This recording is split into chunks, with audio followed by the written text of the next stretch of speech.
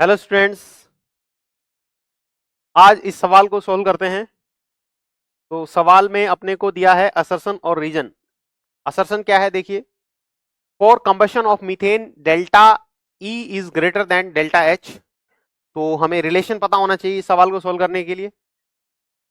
इस सवाल को सोल्व करने के लिए delta H and delta E का रिलेशन पता होना चाहिए।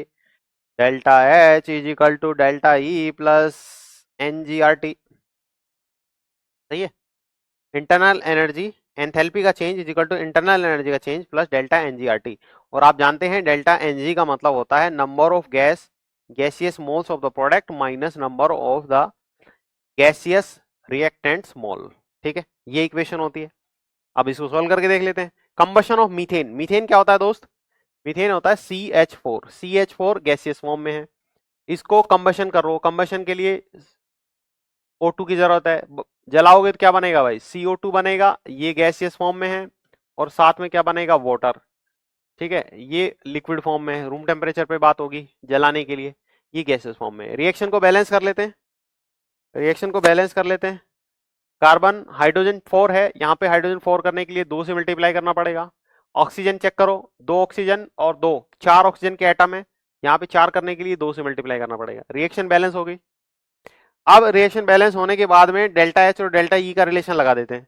यहाँ पे डेल्टा एनजी की वैल्यू पहले कैलकुलेट कर लेते हैं। डेल्टा एनजी की वैल्यू कितनी होगी भाई?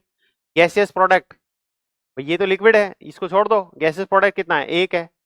माइनस गैसियस रिएक्टेंट, ये भी गैस है और ये भी गैस है। ये रिएक्टेंट कितना था? 1 था। और ये कितने थे? 2 थे, तो 3 हो गए ना। तो -3, तो ये आ गया डेल्टा एनजी क्या हो गया? -2। अब लगाते हैं यहाँ। डेल्टा एच बराबर delta E minus delta NG plus delta NG की वैल्यू क्या है? -2RT। इस इक्वेशन के लिए ये रिलेशन है डेल्टा एच और डेल्टा ई में। अब बताओ कौन बड़ा है कौन छोटा है?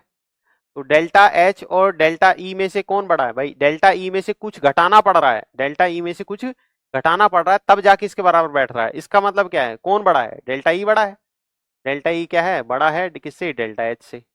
तो पहला वाला स्टेटमेंट तो क्या हो गया? सही हो गया। दूसरा देखो, delta H is related to delta E by the expression. इस एक्सप्रेशन की जरूरत पड़ी है, बिल्कुल सही बात है।